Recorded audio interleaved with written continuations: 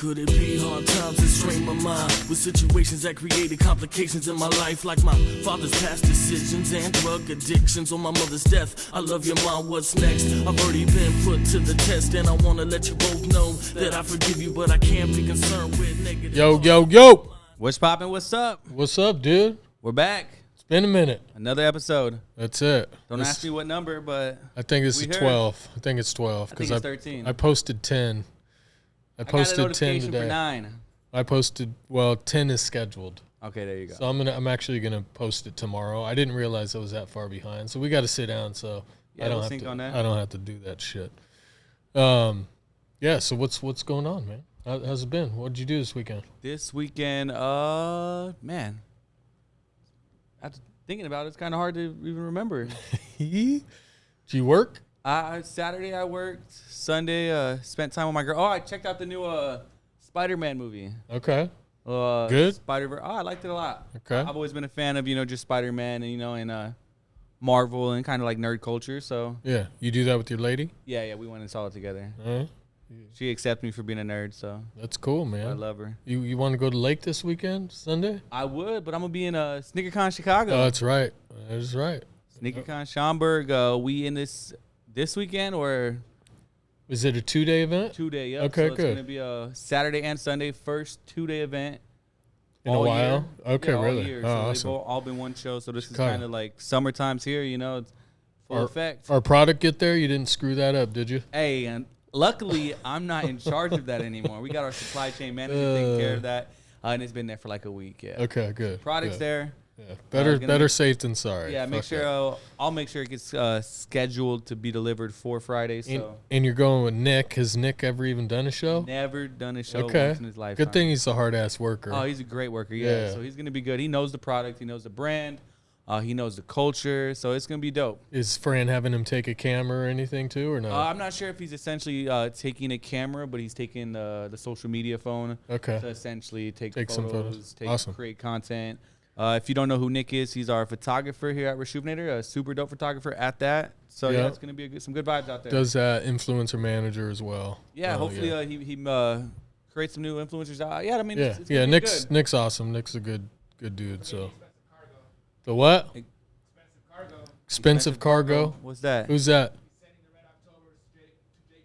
Oh yeah. Okay. I think that's on Nick's plate as well. I got enough responsibilities being the show manager. So they're gonna take those back to him and Jake capture it. Collector from Chicago. I'm not sure what he's doing. I think it was just a long time project that Vic's worked on his YouTube channel. He restored them, so he's just taking them back. Yeah, finally taking them back after what, like 6 months? It's okay. We told. Yeah, have you had him 2 years?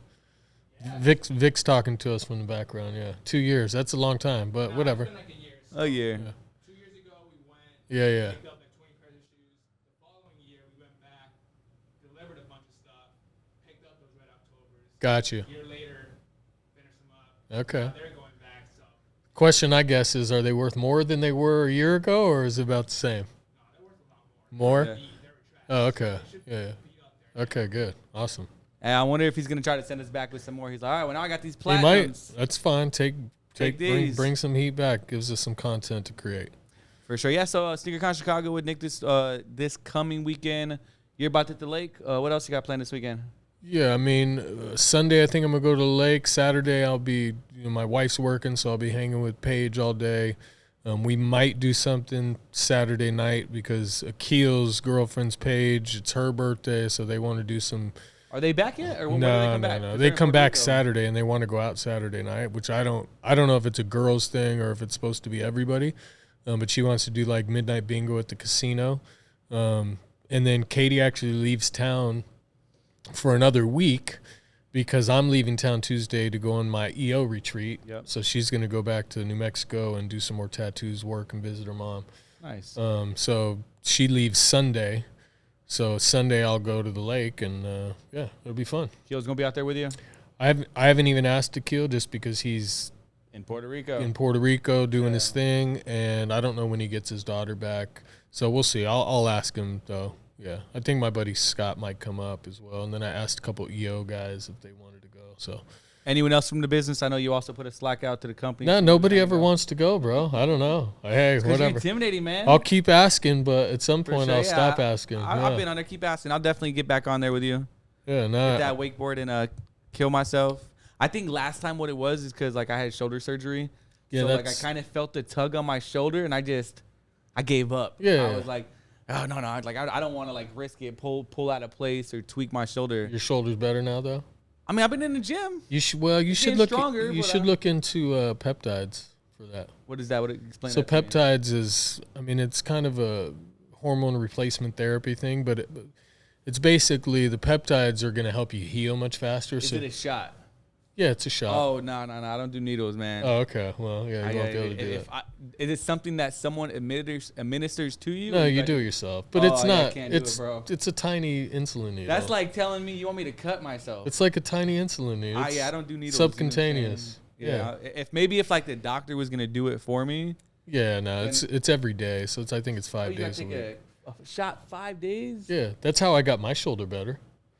My Man. shoulder was terrible until I did that, and it just And in 5 healed. days it was better. No. or It took about 45 days, but it plus therapy kind of or like well, therapy? just working out, no therapy, just taking it easy. But yeah, no, it helped me because I was like, I'm not going to be able to work out forever, and once I started doing that, it started to progress. So it So definitely you were doing worked. it yourself. Yeah, And then where were you shooting it up at? I- that well, was like heroin and shit. I, Where was you tying it?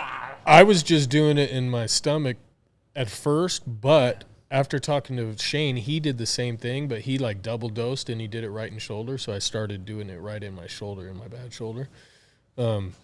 Yeah, I don't it feels 100 times better than it did though. I might have to look into that. Maybe have like someone else like administer it to me because it's just Yeah, I mean, Just to put, dude, like, you'd be doing fine. something to yourself. You'd be like- fine. It's not that big of a deal. I don't know, man. I think Quit being a pussy, bro. Just Hey, honestly, the scariest thing in my life that I've ever done was bungee jump. You ever done that? nope. And I think the I would. reason I remember when I first I'd be did it- shaking. My knees No, would be no. shaking. When I first did or was about to do it, I did it at the state fair in Arizona. I was like, "Oh, I'm gonna get up there. I'm gonna swan dive Yeah, off yeah, that." yeah, You right. know, I got up there, and I was like, "Yo," because in the whole thing I was thinking in my head, I was like, "Yo, this is like committing suicide, like climbing a building." I mean, at the jumping." fair, yeah. Yeah, and I was yeah. like, I would never commit suicide to myself. I never want to injure or hurt myself or do that intentionally. And that's the whole thing was just rolling in my head. I was like, bro, this is like I'm committing suicide and just jumping off. I mean, you're trusting that motherfucking guy at the Yeah. fair. That's So yeah. I jumped off. I like a pencil, bro, like a pencil dive. I said, ah. It's cool though. Yeah, it was cool. Yeah, The scariest thing I did in my life. I did it twice. yeah. I mean, I could see that. Yeah, I And could again, see it's that. just I the whole would. concept of being there and you having to make it. If someone pushed me or if I jumped with someone Yeah. and I was just going along with the ride, shit would be a blast. But just you having to take those final It's- steps and It's good for you.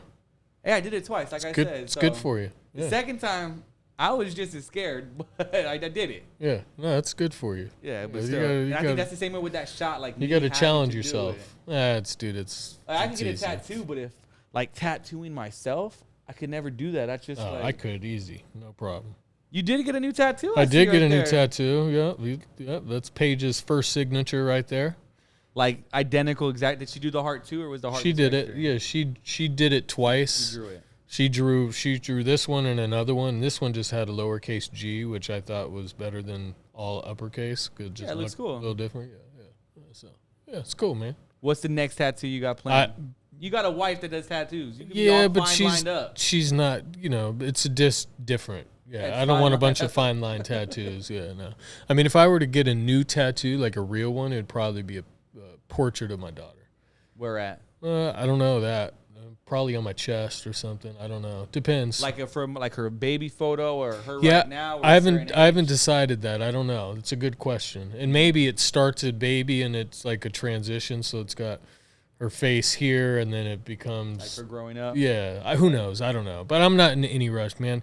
I haven't gotten tattoos like regularly in 10 years probably.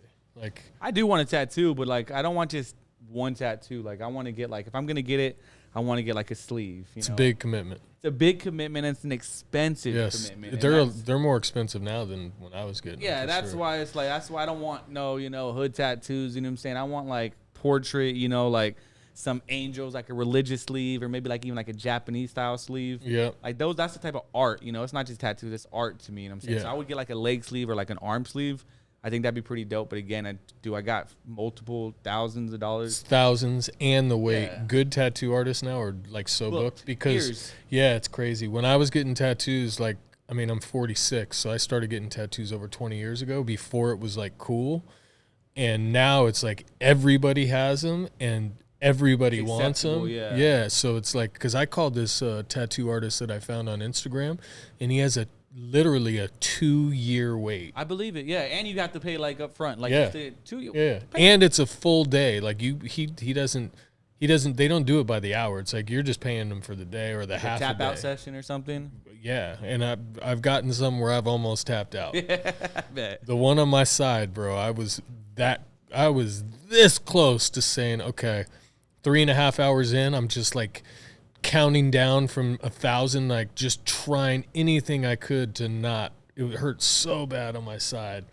And it's a decent piece with color, like it's so it was that wasn't the last one, but that was one of the last ones. And also the older you get, the more it hurts, man. That shit hurts imagine, now. yeah. It didn't used to faze me at all, obviously, and now it's like, man, that motherfucker hurts. What about the one page? Did that hurt, or was that pretty simple and light?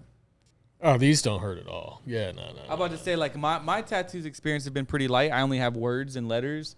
So it's just like, I don't even remember what it felt like. I felt like it went numb halfway through the process. Arms aren't that bad.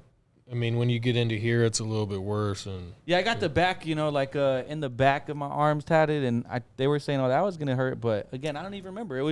It's just lines and light shadings. So it's like, I don't even remember it hurting.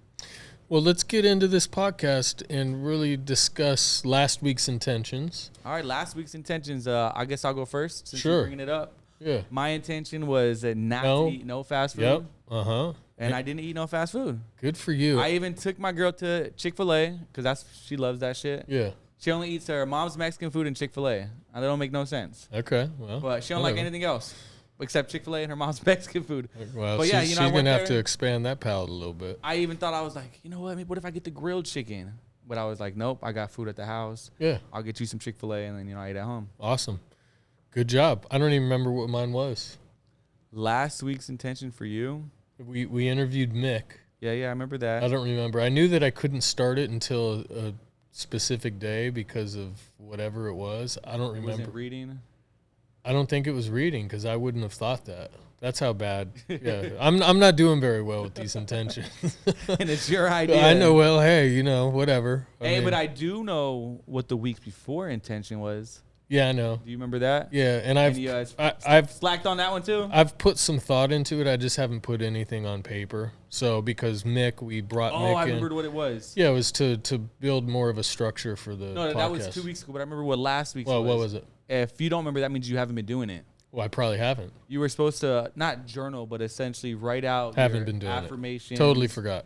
Or totally forgot. Your intentions and affirmations. Yeah. That's like good. That's a good call. And I have thought about it, but I forgot that was my intention. So shame on Steve.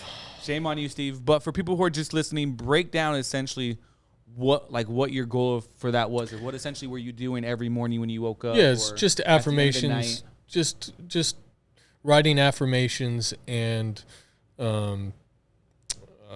basically, what the hell is it called? I can't even think right now. Affirmations down on what I want to do, what I want to achieve, the man that I want to become, and then gratitude. Gratitude, that's yeah. So what I'm thankful for, because a lot of times, you just don't realize what you're really grateful for. Or you don't think about it enough because there's so much in life to be grateful for that you kind of focus on the negative shit and not on the positive stuff that's going on. So really just I want to develop a habit where I just remember that stuff every day. And it's one of the things that a lot of people talk about, like for success, is just really developing that habit to show gratitude every day and, write what you want to do, because if you think it, you can achieve it. And if you think about it all the time, then it's going to be top of mind and you will hopefully work towards that. So I want to do a real life example right now. You woke up this morning. What are you gratitude for today? And then What are you thankful for today? And then what is the last one? What are you affirming? So we have incorporated this in the business a little bit. I'm gonna get into that next, Monday morning meetings. So if I were to pick something today, I would be thankful. And again, this is, it's kind of a cop out, but my family. I mean, at the end of the day, Katie and I get along so well. We're like good teammates. Obviously, we bicker sometimes and everything, but we don't fight. My daughter's amazing. So today would be my family, I would say. But I got a lot to be thankful for at the end of the day. For sure. The reason why I kind of ask is, like you said, we do this every Monday in our Monday morning. We write it out, and that's the last question of the thing. And honestly, I feel like I just put the most cliche. I don't know what to put. Like when I get there, I'm just like, how is this related? What is this gonna do for me? I'm thankful. I put the same. I'm thankful for my family.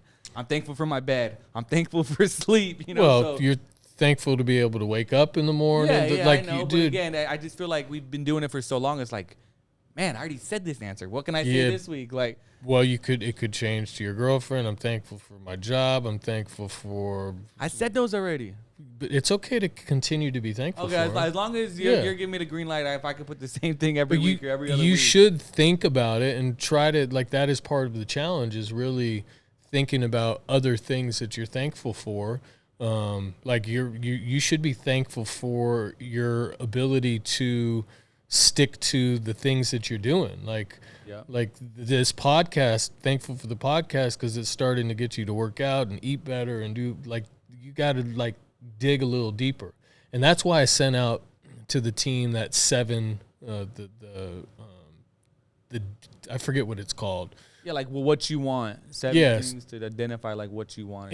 But it teaches you to go deep, because why do you want it? I think I got the question too, and then it was like then we actually had our meeting, and then I just, I forgot all about that. Like you should go. It gets lost in Slack. You get posted, and then I did want to go back, but just on a Monday catching up to work. Of course. I think I started it. Clicked the first one. What do you want? I said, I want to buy a house. The next one, it was like, why do you want it? And I think I started thinking like, well, like, why do I really want a house? You should do that. I just didn't even go back to it and do the strategy, because really what it'll get you to think is, why do you really want it? Okay, I want to own a house because that's what people do. Okay, but it really gets you, when you got to answer that question 7 times. So when you do the first answer, why, I want a house, or I want to buy a house, why do you want it? That's one. Okay, why? What? Like, you got to go deeper and deeper and deeper and deeper. So it was a good process that one of my guys from EO sent to me. And you filled it out? Yeah, I did it. And what was your, do you remember what your example was, or what you started with? I think it was raise money for the business. So I think it was find an investor or a strategic partner for the business. Because what I did, he challenged us to go for one of our goals. So in EO, we have goals that we set for the year. And one of my goals is to find a strategic partner. So we're halfway done with the year, man. Yeah, I know. But it's good, because it got me to think about why I really wanted it and this, that, and the other. So it was a good experience, or not experience, but whatever you want to call it. It was an experience. Yeah, not really an experience, but it was a good lesson. Yeah, not even a lesson. I can't think of the word I'm looking for, but that's okay. Whatever. All right, it is what it is. But yeah, actually, 6 months in, and my cousin's locked up, so I try to send him some positive advice. I was telling him, kind of just listed some of my goals. I was like, hey, you're halfway done with the year, man. I wrote some goals for myself. I kind of told him what they were and where I was in them, and I was like, so what are your goals? 6 months, and just really trying to get him to think, being locked up, it's kind of like you're on pause, from the world. You don't really see what's going on. Other people are dealing with life. Obviously, it's a challenge to be locked up, but it's like other people, are dealing with real bills, real life experiences that essentially elevates and, evolves them. But I feel like when you're locked up, it's like you don't really get that opportunity to grow. You're kind of stuck in time. You're stuck in place till you get out. Well, later, you know what they say, shit. Do the time, don't let the time do you. But no, yeah, that's what I'm saying. So you should listen to the recent Joe Rogan podcast that I just listened to. It's about, I forget the guy's name. I want to invite him on the show, and I should. I mean, I doubt he would do it unless we paid him, which I might pay this guy to come do the podcast. He basically got locked up, wrongful conviction for murder, and did 29 to 30 years in jail.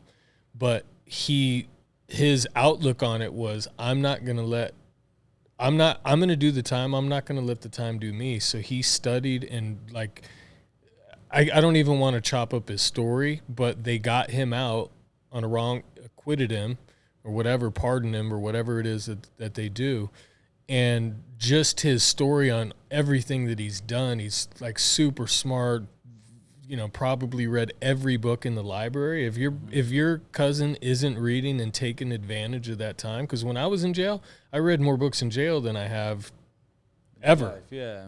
Because there's nothing to do, so you might as well spend it wisely, right? Learning that was something. One of my goals was to read 2 books. So I asked him, I was like, shit, you got more time than me. What books are you reading? And I kind of just, broke down every goal and just try to, it's hard once you're locked up and you don't. And does he write back? He does, so it's a little easier because I don't have to send him letters. It's all like electronic. Oh, it is. It's like That's like cool. Tablet, Well, so they're up more on like game. Emails, yeah. It's kind of like an email. I'm sending him an email. Yeah. Unfortunately, it's just like I don't even write them just as much as I should. Of course. It's just life. It comes at you, and I don't have every second to give, But again, last night I wrote like a long ass message, I'm just try to put some positivity in his life. Yeah, that's good. I mean, that could be a good intention for you, is just make sure you're writing him once a month or whatever. Yeah, what I really need to do is one of my intentions for this year, I didn't really write it on my list, but I need to. I essentially tried to get approved just to go visit him, phone calls, and I got denied for some reason. Huh. I don't know why, what it was. You got a record? I mean, I was on probation, and it asked me questions about probation, and I kind of just guessed, I think. I was just it was 2012-ish. Yeah. And I put stuff like that. So I think I really need to, figure out why, call them and say, hey, I'm trying to get approved. I was denied, this month. I just need to figure out what I answered incorrectly and how do I get that the correct information. But that is definitely something that I need to really sit down and do for my cousin, He was my best friend growing up, Yeah. Since I was 18, we lived together, roommates, we worked at the strip clubs together.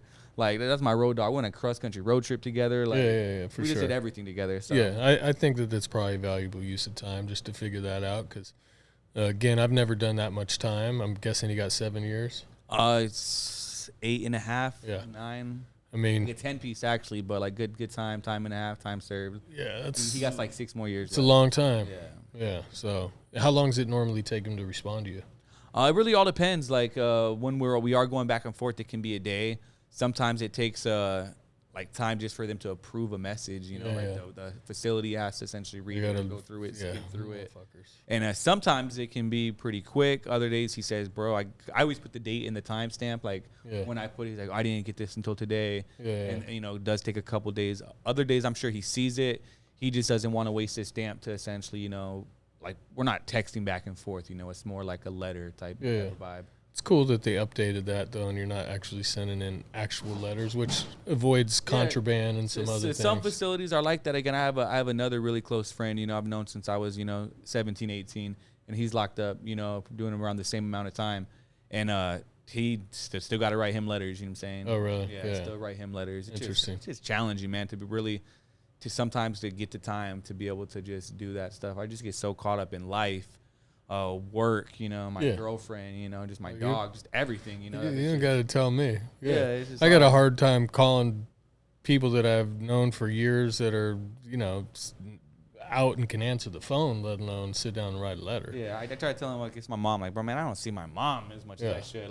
Don't take it personally, But when you're in that situation, you have nothing else to do but take shit personally, Yeah, well, or you just realize that I fucked up and it's my fault that I'm in here and I can't really, be upset with somebody else that's living out there, living their life that didn't get in trouble. I mean, there's a couple ways to look at it, right? I think that, if I had to do that much time, I wouldn't be angry if people didn't come visit me and shit. It's like, man, I put myself here and I got to deal with it. He's just also a self-centered and artistic bastard. So well, that could be one reason why he's in there. that's why, so that's it's like Did he have? Because he definitely had a girl when you guys. Yeah. Like if I had a girl and I had to go to jail, I would tell her just go do your thing, and then when I get done, like when I'm out, let's talk. If it's even there, you if got not, two baby mamas. yeah, I would never ask a girl to. You can't expect that. No way. I want to trust bro. a girl. Like, Well, I mean, it's just not fair. yeah, not general. fair, for sure. Well, I mean, that kind of leads into one of the questions that I wanted to ask. There's a couple things, and I'll let you choose. So, one of the topics that I wanted to discuss on this podcast at some point was what makes people do the things that they do? What drives people? How does growing up in the situation that you're brought up in affect who you are and, you know, and basically determine your life per se. So that's one of the things. Well, let's just do that one, and then we'll save the other ones. Okay. First one on top of mine. So break down that question one more time. So I'm just curious about, Because from the jump, my first thought is a lot of it's hardwired, unfortunately.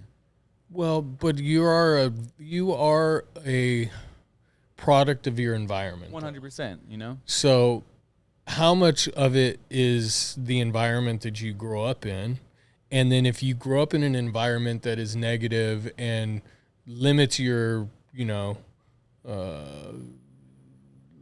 what's the best way to explain this? Limits your ability to exceed in certain areas just due to the shit you got to go through. Like, how come some people can break through that and come out the other side positively, and then why do some people just continue to make poor decisions and put themselves back into that negative? Again, to me, I think a lot of it has to do with just like how you're hardwired to your brain, how it works and how it functions. Because some people have a great life, had a great upbringing, and they still don't do shit. They're still lazy. They're still this. They're still that. And then there's people who went through, you know what I'm saying, the works, but they're able, like you said, to break through. One thing I'm thinking of, I might be saying wrong, but it's kind of like nature versus nurture. You know, that does have a lot to do with it. But again, it's just like how you, yeah, man, I don't know. That's a deep question. You know what I'm saying? It's kind of hard for. Well, and that's why I've just been thinking about it because, you know, everybody's different, and the opportunity for people is like the opportunity is there, but some people are handicapped based on the way that they grow up and the situation that they come from. Yeah. So it's just really interesting to me to like think about why people, you know,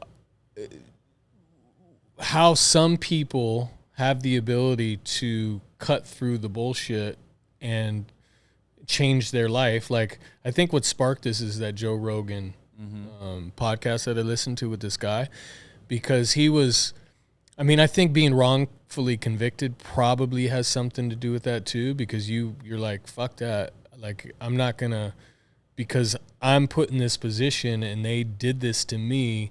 You could either be become that, like say, well, I'm gonna be this is what you want me to be, this is what I am. You now. could, and a lot of people might do that. Yeah. And then some people might just do what he did and really try to turn whatever it is into a positive. So, yeah, I don't know, but it's definitely a question, because you can, what's the saying, you can lead a horse to water, but you can't make him drink it. Yeah, it's kind of the same thing. Like, you could dangle a carrot, or you could help somebody as much as you can, but really it's up to them. No, 100%. I can only speak on just like my personal experiences, and I feel like as a kid, a juvenile, I did go through a lot. You know, I was in the system, child protective service, you know, all the way up until I was 18. You know, I was in boot camps for 10 months. That was pretty much like a jail, you know, and then I just, you know, I knew that wasn't what I wanted for myself. Just at a young age, I feel like I've always had just a drive and a wanting like to succeed. And I wasn't going to let, you know, whatever I was given, you know, define me who I was. Other people, they do, you know, and I have a friend who's been locked up multiple times.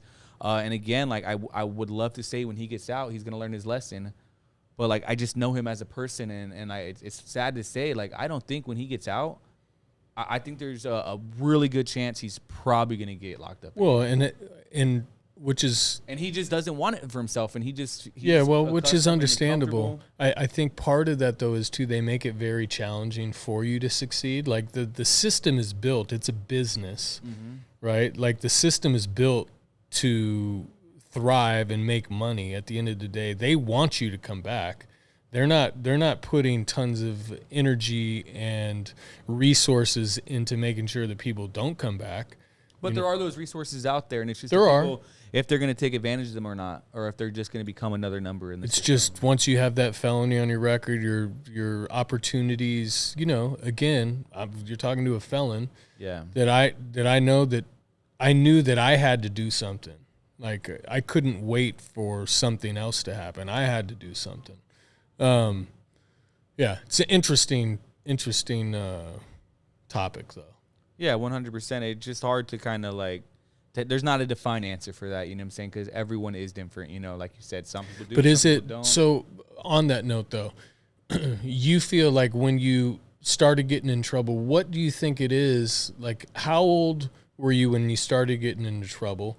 Who was around? Like, I don't remember exactly your story about from the time you were born till, you're 14, 15. Really, you become the person you are. I think a lot that has to do with it is your years that you're developing the most. Yeah. So from like 6 to 12, I think, are like the crucial years for you. And if you have somewhat of a regular life and a good, parent or someone guiding you, at least during those times, I think that you're a little bit more, you have a little head start in comparison to somebody that their formative years, they just don't have that. I think also though, like when you're at that age, let's say 6 to 12, you don't know better in some cases. 100%. Like, because like I was with my family, like if you would have asked me when I was 6, 7 years old, I didn't think I was poor. I didn't know we were poor. I didn't know, we didn't have much food in the house, but like I didn't really know I was poor growing up until I was in like high school and a teenager and realized like, goddamn, like I used to go to school with holes in my socks, dirty drawers, dirty socks, like hand-me-down clothes, like I probably was like looked like a bum in school. You know what I'm saying? Like if I would have looked at myself now, probably scum all like just gooey, sticky, dirty. You know what I'm saying? I hated showers. I can see you a dirty ass little kid. Yeah, I was probably a badass little kid running around barefoot, with dirty ass feet. You know what I'm saying? And I just didn't realize. But did you have structure at that point? To an extent, yeah. There were like I had parents until I was about 11 years old, and they kind of split up. And I got in trouble. Not really in trouble at that age, but just like my parents split and, got in like CPS custody. So, but that, to me, that's kind of, now what about your cousin? What was his home situation like? Much better. Much better? Much better, yeah. He had, well, not much better. Again, he had his challenges too, but I'm saying like he had a good parents that, well-off parents, at least a stepfather until he was about, 14, 15, maybe like in high school. And then his stepdad became like a meth addict, and then it kind of grew up with a single mom, and he resents his mom for not really essentially providing the best she could. But on the outside looking in, like my aunt is probably one of the strongest women I know to this day. Most women, when they're in that, they're, going through a divorce or single, they just, they're accustomed to having another male figure in their life. This, like, kind of like what you said about your mom, she never brought a male around, and that's kudos to that. Because I wish my mom was a little stronger like that. Like when they split, my mom and dad, like she had to have, some that people attention. need, some people need the attention. That. Yeah. Someone to essentially control her, And then when I'm 13 years old, I don't want no random dude trying to tell me what I need to do. And he's just dating my mom. Yeah, like I'm not gonna listen to you. You're like, get the fuck out. Yeah, of here. like I used to fight with my mom's boyfriend, fist fight. At 14 years old. Yeah. You know what I'm saying? It's just I wasn't gonna let some dude tell me I'm grounded because I came home 5 minutes later, or just try to be controlling over me. So to me, my aunt is one of the strongest women I know, just because she was able to be a single mother of 2 kids, you know what I'm saying, and put him through sports in high school, pretty much get them, all the stuff she wanted. Could she have done better? Probably, yeah. But again, it just from the outside looking in and seeing like, years down the road, I'm like, I give my aunt nothing but respect, how she raised her kids for like what she went through years on. Your cousin do drugs? I mean, smoked weed, you know, drank alcohol, but not like. Might have done some cocaine off a stripper's titty once or twice in his life, you know what I'm saying? But no, he's not no hard drugs, you know what I'm saying? Like Yeah, okay. So we're not a typical addict. No, Yeah. not because that'll more make of you a do partier. You that'll know, make you do some party drugs. crazy shit too. No, he's a great head on his shoulders, always has. But again, like I'm like we're like best friends, so like no one knows him like as well as I know him. Yeah. I just said it earlier. He's a self-centered, narcissist bastard. You know what I'm saying? Like that is how I define him, and I'll tell that shit to his face. You know what I'm saying? Like, so do you think he's gonna be successful getting out? Oh, I know he will, man. Yeah. Yeah.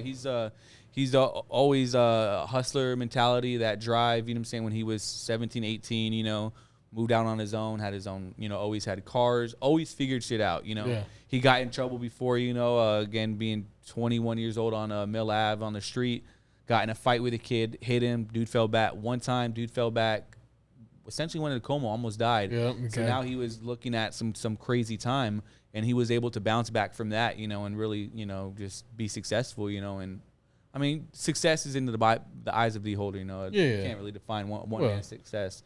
But he was always good. Yeah, he was straight, and I know when he gets out, he'll be straight for sure. Yeah, that's good.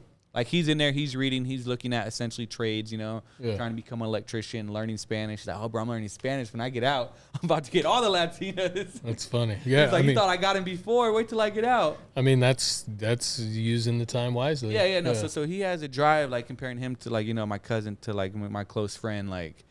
He's going to bounce back. You know, he's going to be resilient. You know, I know he has that drive to do that for himself and his kids versus, you know, like my other friend. Like he's.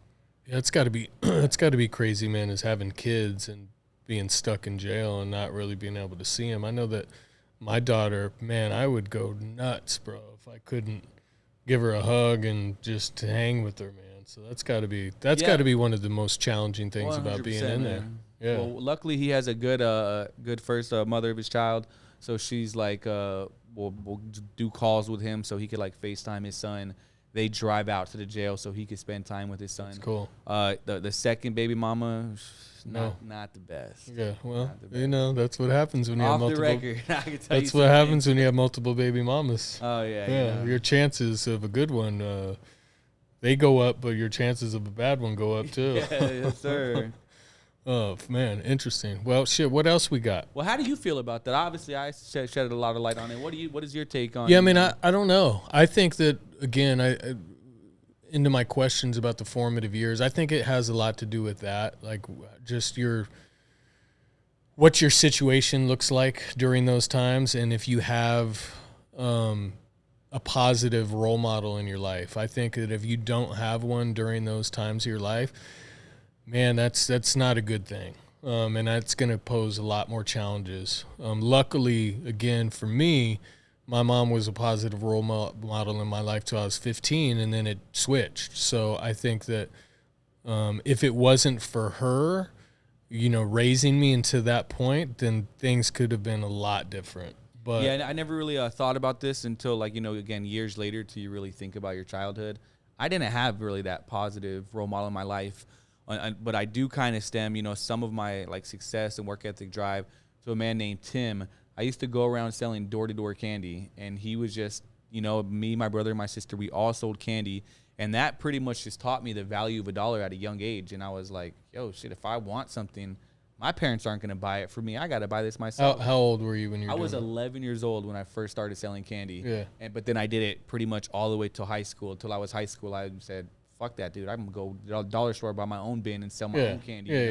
At, like, you know, QT or, you know, Walmart parking lot, and just run around to people. But I did it a lot, really, you know, during my adolescence, and it kind of just, again, just taught me the value of $1 and work ethic. And if I want something, you know, I don't get handouts. You know, my life never got no handout. It was like, if I want something, I got to get it. And it's just crazy, you know, years down the road, you know, I've always been in touch with the guy. Again, he started working in the strip clubs as well. And he got my cousin his first job in a strip club because he was like a manager at the strip club. And my cousin used to sell candy for the dude. And then it just that kind of. So he was like, he was selling candy. You guys were selling candy for him personally? Yeah, no. So he had, there was a not just him, but it was an organization called like Teen Ambition. Yeah. That had multiple drivers. These motherfuckers would come to my house. Yeah, they had multiple drivers. Paying $8.99 for a Reese's peanut butter cup. $7. Yeah. And you got $1.50 out of it. Yeah. But the hustle was you would get the tips or like donations. Oh, you want to donate? But again, I knew like it was a whole spiel, a hustle, like sales pitch. I had all the jokes for the gummy, like the gummy bears, the candy, the peanut brittle. Like I knew every joke for every product. And then if they would try to tell me, oh, I can't afford it, I hit them with so you can't afford there's what I say? Like you can't put a price tag on keeping teenagers away from gangs, drugs, and alcohol. Yeah, that's and that good was one. like they melted. They were like, okay, here's some tip, a couple Here's dollars. $5. I don't even want any candy anymore. Get out of here. Go. I just had like And don't go to the neighbor because they're gonna shoot you over there.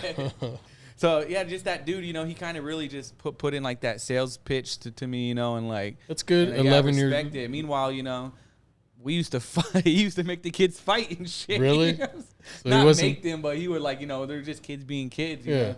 Dealing with a bunch of 14, 15, 16, 17-year-old kids in the back of a van, and just He would wild. drive you guys around? He would drive. He would pick us up from our house, drop us off. Some people did like door to door. Other people kind of did like parking lot businesses.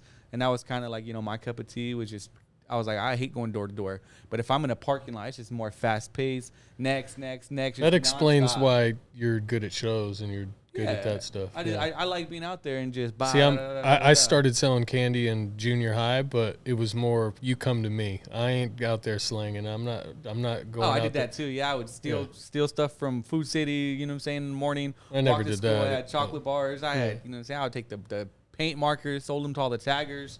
I would sell literally anything. That's funny. Anything I could get.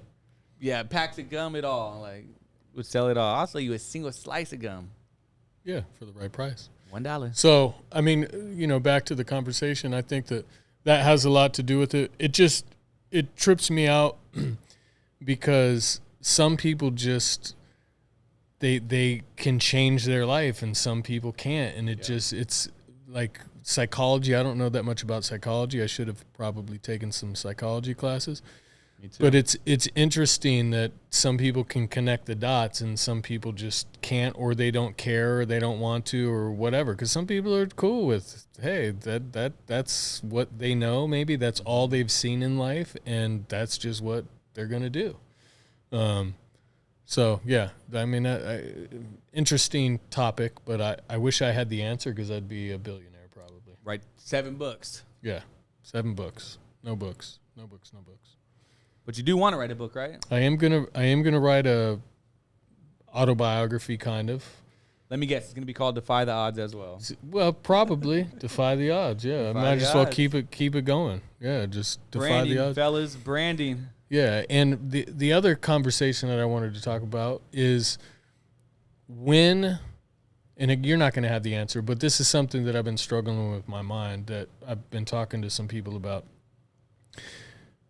Is when do I get out of the way? So when do I bring in somebody to replace me here in the business? And I think that time is pretty much now. That way I can focus on being the founder and more the face of the brand, tell the story, write the book, and have somebody that's just much more better at running business and has a higher business acumen than me come in and actually really try to fuel and put fuel on the fire. Yeah. So the question is really is when is that right time? And, how do I get away from being nervous about that transition? Because I've been doing this for 12 years. There's a little ego hit that you got to take, because I feel like I've maxed my ability here, to really take it to the next level. So, but being self-aware, that's one advantage that I have that I'm so, not proud of, but I appreciate about myself is being self-aware and not being an egotistical fucking crazy person that thinks I'm the best motherfucker in the world. Mm-hmm. So really just figuring out the right time and how to make that transition is kind of something that's been on my mind for, really like a year. Okay. But I think I'm finally at the point where it's like, man, I think that I need to make this decision, make this transition. So as soon as we hire this new marketing director, that's what I'm gonna start focusing on is finding somebody else to run this business. So now you're going to have a CEO. Define your position, your title in the company. So it would be more just a founder role and the face of the brand. So incorporate my story into the brand. So, because one of the things that we have great products, but we don't really have there's no story, right? So really just hopefully being able to connect to people on a deeper level than just say, hey, buy our shoe care products. That's kind of the goal. And then that's challenging for me because I'm going to have to be much more active on social media. I'll probably have to do some speaking engagements, which I'm not very thrilled about. Yeah. But it's really going to challenge me in a different way than running this business is. It's going to be a totally different challenge that I'm up for. But it's going to be hard, man. Like, so what is the title? Just essentially just obviously founder. You're always going to be the Oh, I don't know if there will be a title. Like a brand ambassador. Yeah, I don't know. Who knows what I don't give a fuck about titles. I think titles are stupid, to be honest with you. Yeah. I get why people have them, but I just think I'm just not a big title person. I don't care. So at that time, let's say, a new CEO comes in. Are you still in the office or are you doing more? I would probably be in the office less. Yeah, that's the other, there's a double-edged sword. It'll probably give me a lot more freedom if they come in and people are bought in and they're good, right? And I don't need to worry about it. And all I need is reports and come in once a month or whatever. I would still be here creating content and doing stuff like that. Yeah. But it might give me a lot of freedom, also, honestly, to do other things. Because right now I'm working in the business. I'm not working on the business. So it'll free me up to really do the high-level visionary thinking that I'm good at anyway and not be so bogged down by just the minutia of running a damn business. There's so much involved that it's hard to really think big. Yep. So I'm not really too much business savvy, but you're a little more than me, I would imagine. So at what point do companies go public, if that makes sense? So where you have board members, and stuff like that. Obviously not a small business. Those are kind of like corporations. But at what point do you think Reshootinator could get to that level where you're the founder, you're just a board member, there's a CEO, there's all this other stuff going on, essentially maybe there's shares, you could, share Reshootinator shares on the stock market. How exactly does that work? I'm probably the wrong person to ask. What I do know about that is to go public, you want to make sure that business is going to continue to grow and grow and grow and grow, because once people start investing in the stocks, if you're not showing positive returns, the stock market drops. For sure, yeah. So really, if it's a business that could do that, so there's probably some sort of process to address the business and just make sure it's even a business that's possible to go public. Oh, so certain businesses aren't. Oh, yeah. So some businesses never go public. Yeah. And some people want to keep it private too, because you lose some of that control once you go public. So, I think that you need to show proof of concept as far as scalability too, and be able to, again, show that there's the ability to continuously grow year over year over year over year over year. At some point, it's a shoe care product line. Yeah. You would have to really diversify the business. And, there's something called M&A, which is merger and acquisition, where you would have to acquire, one of the strategies would be to acquire other brands and, they're all under the umbrella. That's one of the ways that people do it.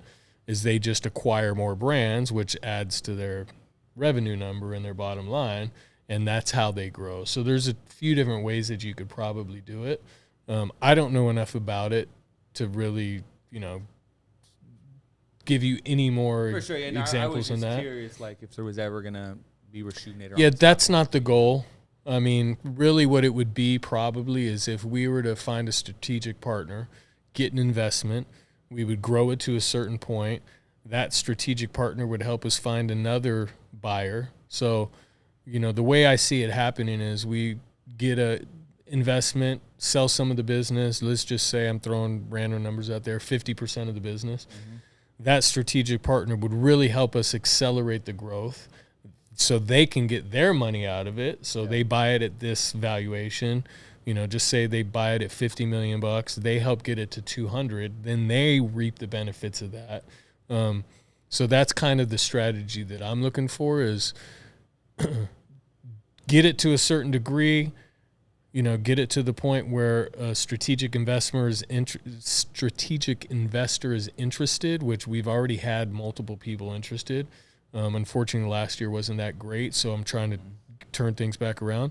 And then find that strategic partner, have them help us accelerate it, and then hopefully sell it twice. So if I can get to a point where we can get someone to invest money, I take a little money off the top, whatever, and then, basically they would accelerate that growth and then sell it again, hopefully. What is like the CEO kind of the same as the investor, or is this completely different? Totally person? different. Yeah, totally different. Investors don't want to be running the business. But they also have good operators and CEOs that they know can take a business from, point A to point B. Yeah. So, there's some value in that too. They're not going to come in personally unless that's part of their, the strategy or their deal or their offerings. Yeah, they may have somebody in-house that they, who knows? I don't know. I mean, I've never done it, so it's it's really I've realized over the last 2 years since we've plateaued that, man, I need to get somebody else in here. So. Well, since we're talking about the business, and I'm a nosy fuck, how's this marketing manager hunt going? I mean, we've been in the process a few weeks now, I would say. It's challenging because we've attempted to hire for this position 3 times. Okay. So we initially, and again, I take full responsibility for these misses on hires. Originally hired, who was our first? John. Mm-hmm. So John brought him in. He just didn't have the experience really to do what we needed to do. That's my fault. I was trying to get a deal. Like I was, I think we were paying him $90,000 at the time. We're at like a $150,000 to $180,000 position now. So obviously you get what you pay for. 100%. Yeah, you're trying to scale. You can't scale with something like that. Yeah. So he just, John was a good guy. I like John, but unfortunately, I just don't think he had the skill set or the experience to really do what we needed him to do. The next person was Kyle, who was just a fraud, total con artist. Do you think that in the position there's a lot of people like that are just coming in just to milk? I'm getting there. Okay. Yeah. So we hired him. He had a successful business, but there were signs like right away that I was like, why doesn't he own a car? He gets an Uber to work, which is weird to me. Like, and it's not because he's trying to save. I mean, if you're trying to save on emissions or something, you're riding a bike. Yeah, you're not taking an Uber. So it's not that. So there was just some weird things that were happening. And we basically gave him a deadline for a marketing plan. And he had some good ideas, but we gave him a deadline for a marketing plan. And then he asked for more time. And then finally we're like, okay, no, your 90 days is about up. So we need it today. He basically emailed me the morning the marketing plan was due and said, I'm going to put in my resignation. And he just milked it for as long as he could. And then obviously Jacob was the third. So Jacob, I knew right away. I just didn't listen to my gut. His personality wasn't probably going to mesh well with the team. And unfortunately, he came in and was just like a bull in a china shop and just didn't really he didn't approach the situation the way he probably should have. So that's the 3 in the last, however many, two years. What about in the current pool of like potential? So, is there some good ones, or is it so that's like a challenge? That's the thing, man. You would think in that pay scale that you're going to have rock stars. I haven't really, like, there's a couple people that are potential, but again, No wow factors. until they come in, you just don't know, right?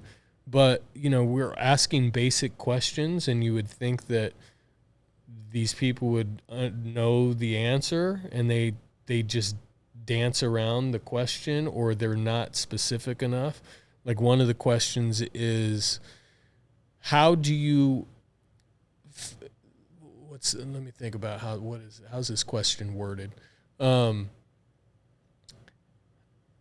do you determine when, and I'm chopping this up, I'm trying to think about what it is, but it's really the question in essence is, how do you make decisions whether or not to scale or optimize a campaign? So, and it's worded a little differently. The word that I'm looking for is the data. I'm going to analyze the data with whatever tools that I use, and I'm going to make decisions based on the data. Nobody's saying that. And then there's other questions that we're asking, like just certain things, and they don't have enough experience in, digital marketing. Like, they're good marketers maybe, but in the digital space with what we do, social media, they're just not finding that person that has really data-driven analytical skills and is a good storyteller marketer. I'm realizing it's really hard to find. It's because also just social media marketing is such a new concept, You can't have... I mean, it's not, though.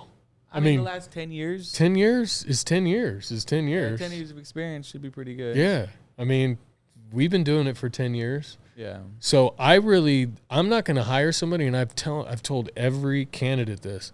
If you can't come in and drive revenue to pay for your job, I just don't need you. Mm-hmm. Like, I'm trying to scare people away even. Like, we sent out a letter to all the applicants telling them, like, what you're going to get yourself into if you come here. And you need to have some thick skin, because I'm very direct, and I'm not really good at sugarcoating things. And you're going to need to earn your respect from the team. Everybody's going to be looking at this person. Not everybody. Some people more than others, with a fine-tooth comb to see if they're worth the money that we're paying them. So this person needs to come in and really be a rock star. If they're not a rock star, I just don't want you. No, I mean, again, with that salary, you got to be. Yeah, so I'm taking we are taking our time on this one. I don't want to, but there's a fine line there too. It's like, you can't take too much time, because then if you pass up on somebody that could be good and you're looking for that perfect person, that person might find something else. Yeah, so it's,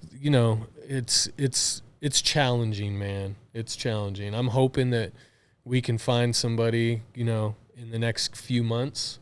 If you think this is challenging, I know. Imagine how hard the CEO. Trust me. Maybe, because business is business. Okay. So marketing in this day and age is a little different than running an actual business. But marketing is 90% of our business. It's part of it. Yeah. Trust me. I know. I know. But, again, nothing's easy. No, for sure. Yeah. So if you want something to be successful, you got to put in the work. So if it was easy to find the right person, I mean, then everyone would have the right person, right? Yeah. So, and the other thing too is most people this day and age work like 18 months. So looking at a resume, if I'm paying a recruiter $40,000 to find this person for us, they better stay longer than 18 months. 100%. Because you can't do, like, 18 months is enough time to do a little damage, but I need somebody to commit to. Who's in it for the long run? Yeah, 3 to 5 years for sure, at least, like 3 years minimum. And then why would somebody leave at 3 if we're getting towards our goal to sell it when I'm going to give some ownership to the team, right? So then they're incentivized to stay. I don't know, man. It's been challenging. Hey, well, again, I always appreciate you being transparent, whether it's about the business or your life. So. Yeah, no, of course. I mean, it's good to talk about it too, because I don't have anyone really to talk about it to other than the people that are interviewing with like HR and Corey. So it's just good to have a conversation about it in general. And some of these candidates might listen to this because a couple of them commented on the podcast. Yeah. So but now they know the answer. Hey, can I answer that question one more time? It's data. Well, I mean, I'm just looking for specific. I'm trying to lead them to the answer that I want without telling them what I want. Yeah. Because, I don't know. So unfortunately, I think we've interviewed about how many people now? 16 to 18 people. That's and handful. And handfuls. We probably got 3 or 4 that are still, we passed probably 6 or 8 through just to get their answers on a more detailed marketing question, just to see what they say. But we probably got 3 or 4 that might move on to the next step. And then what's that, round 2 or these final interviews? Yeah, round 2 interview is going to be if they pass the written interview, which is really, again, I want a more detailed explanation of marketing strategy and how they plan to attack. And then they'd have an interview with Fran, probably Nick and Jordan. Mm-hmm. Basically, that's the marketing team, essentially. Yeah, it's the marketing team, but most of these marketing directors say that they also work with customer service, because customer service has a lot to do with marketing too, if we're using that information, but to our advantage. But they would interview them, and then the last part of the interview would be a presentation. What are you going to do in the first 90 days? Like for everyone or just specifically? For everybody. So we'd have to pay them, fly them out. You know what I mean? They would do a presentation. Maybe we do a presentation. We'd probably pay them do a presentation remotely just to avoid the flight, just because in case the presentation isn't any good, we could alleviate that expense. And if it's good, then we'd have to fly them out to actually meet the team and do all that stuff. So, again. Hey, that's exciting. I always like when we have those, the whole team's there, Yeah. really being able to harass that person, and ask questions that might not be related to marketing, just sneakers, the culture, just life that, could be beneficial. Like beneficially, like, oh, you know what, if this person's going to really mesh with the team or not. Yeah, and that's a big part of it, right? Like the team has to like them, and the team has to want to work for them. If the buy-in, if they don't want to work for them, that's going to create a lot of challenges here, and that's something that I don't want. I feel like the company culture's in a good spot right now. Yeah. And I don't want to throw a wrench into that, right? So, you've worked here for a while. There's been ebbs and flows and ups and downs with company culture. And again, I think it's always going to be a work in progress, because times change, things change, people change. So I think it's just always something that we're going to have to work on. And the more that I'm reading about company culture, that's really everything, right? People want to work for a place that's cool to work for. Even more than money. People will make less money. Some people are money motivated and driven. There's people in this office that could go make more money somewhere else, but are they going to be as fulfilled, and are they going to like their job as much? I don't know. You know what I mean? So, really trying to build that culture so people like to work here. For sure, 100%. Hey, So well, we can jump straight into this week's intentions. Have you figured yours out yet? You haven't hit him 2 weeks in a row, Steve. So I'm gonna go back to let's do the daily gratitude, because it's already been on my mind, and now I got a second reminder of it. Right, and so again, coming in next week, what are you? And hold me accountable, man. That's what I'm saying. So I want to be able to hold you accountable. And for everyone listening, this is not, again, this is just something that we're doing to really help us as individuals and myself as a leader, and just. You're gonna make mistakes, and you're not gonna do it sometimes, but that's okay. Like, you just got to make sure that you keep trying. Mm-hmm. So if you don't succeed within the first week, don't quit. Just start over. Just keep trying. That's what this is all about, right? So defying the odds. That's what this is about. So hold me. I mean, I need to. What I'll do is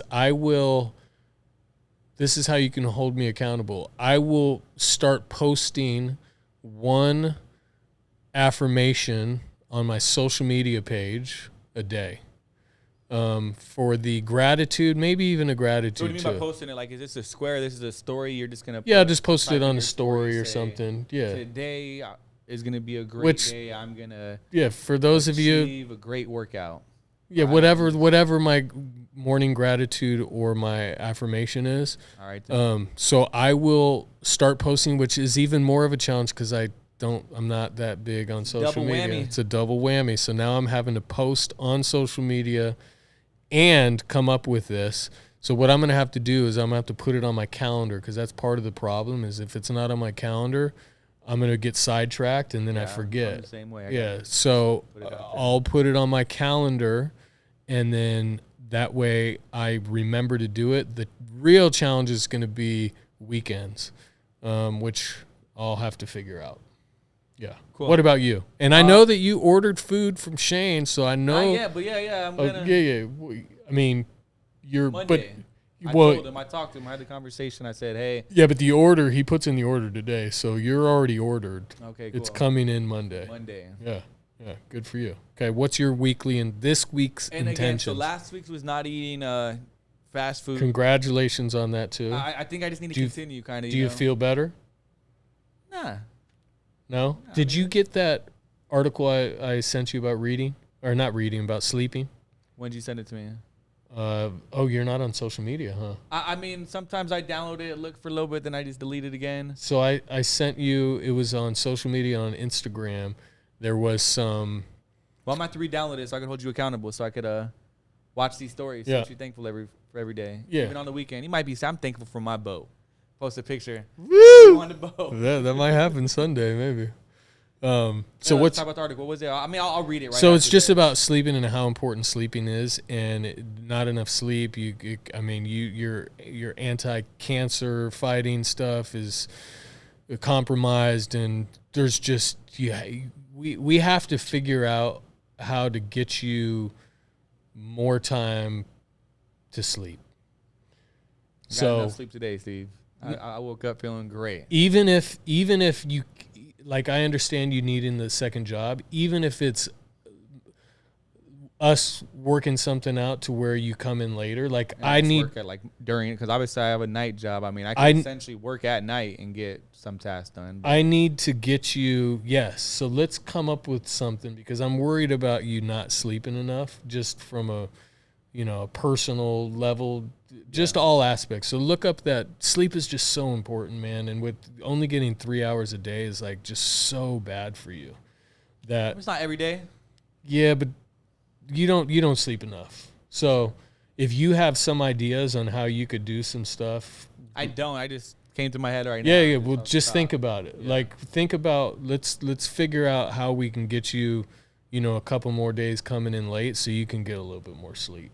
Cool. I'll definitely think about that. But yeah, back to my affirmation for this week. I want to continue this health journey.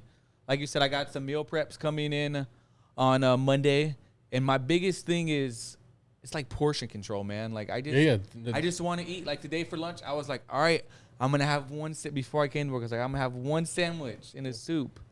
I ate that one sandwich, and I was like, Yeah. I'm just still hungry. You're not drinking enough water. That's one I be reason. drinking Yeah. Yeah. I mean, that's water. not. Cheers. Yeah. I mean, cheers. But that's not enough. How many of Yeah. those have you had today? I had I think this is gonna be my third cup.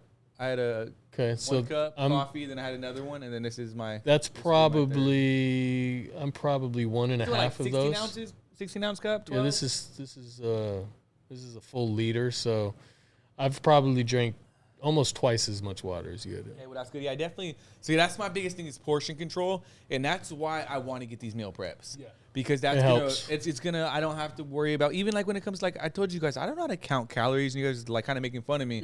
Oh, it's on the box. But when you get a bag of chicken or you're eating some, your girlfriend's mama's homemade food, like I don't know. What am I gonna ask her? Hey, how many carbs is this? Well, You you can't just do it. got to know what's in carbs and limit that stuff. And then like chicken, like I just get a chicken breast. Chicken's do I fine. eat the fat, the whole chicken breast? Do I need to cut this up in quarters, thirds? No, you're fine. So that's why I think what I'm gonna work on this weekend, this week. Yeah, is next. Well, portion- that'll start next week. I started this weekend, going into the weekend.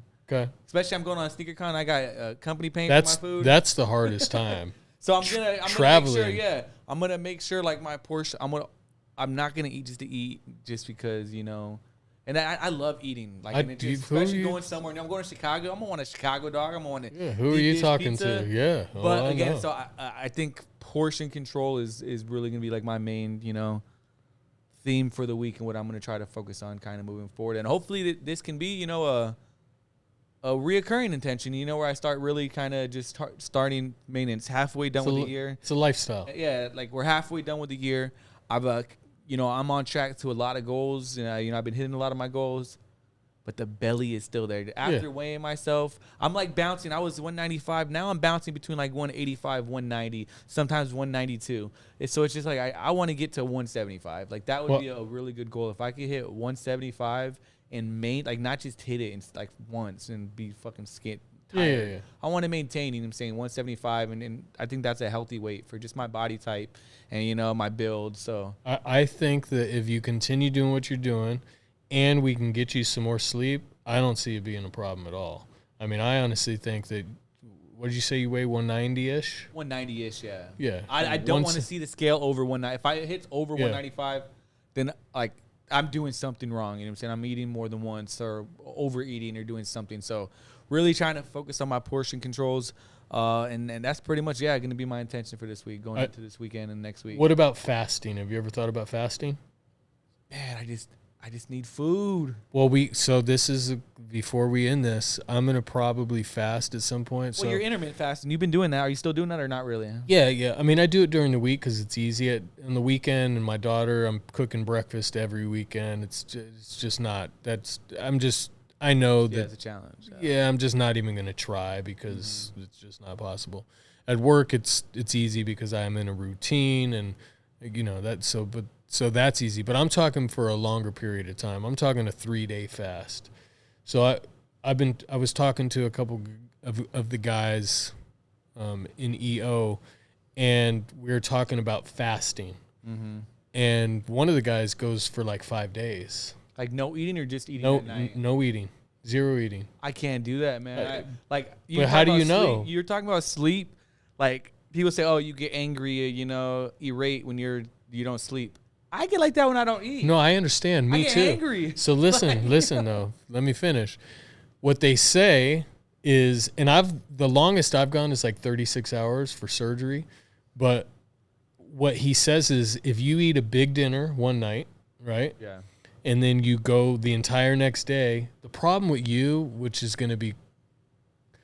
would be challenging, is you're not getting sleep. So you might not be able to do it until you actually sleep. Because he said if you can go that whole day, not eat, once you go to sleep, he's like the next day, no problem. Because your body's already getting used to not having that glucose and it starts burning fat. He's like, he says, I lost 2 pounds a day. I did it for 5 days like that. And he's like, I felt awesome. That's why I just find it so hard to believe. I don't know. No. I might look into it definitely because, again, especially, once it gets closer to the end of the year, that's like crunch time where I need to be like, yo, if I'm really need to push you into overdrive if what I'm doing right now isn't working. But I think, again, I'm trying to you get need as sleep, as possible. I'm trying to sleep. I sleep at night like this. Because it gives you less time being awake and your mind's not hungry, right? If the more you sleep, if you can sleep 10 hours of that time, you're not hungry when you're sleeping. So that's what I did Saturday. I slept for the first time for 10 hours. Yeah. Got off work 6 in the morning. I didn't get home or wake up until like 4:30. Yeah, good for you, dude. It was beautiful. Yeah, good for you. So, okay, cool, man. Well, I think that you'll be able to hit your goal in 4 months. Yeah, that would be a beautiful thing. Again, my biggest, not just to hit it, I want to maintain it. Yeah. I think that's it's a lifestyle, that's dude. Be the it's a hardest lifestyle thing to maintain that weight. But I'm going to try it. Any last minute words before we bounce? No, just again, if you've listened to this and you enjoy it, you find any value in it, please share. You can leave a comment. Sorry that I've been bad about posting this on the audio version. Obviously, these guys are doing it every Sunday for YouTube. So if you want to check out a video, check out our YouTube channel. I am going to work on getting this to be a little bit more appealing. So getting some sort of visuals going on here. That way people aren't looking at, two guys in a red shirt and a white wall. There it is. That's going to do it for 2 triple OGs. We about to bounce like them the double Ds. We out. Peace. Ready to breathe again, believing in time's mine. If I shine, you shine. We getting this from the start. Take the game for the fame, but not to play the part. On my feet again, ready to breathe again, believing in time's mine. If I shine.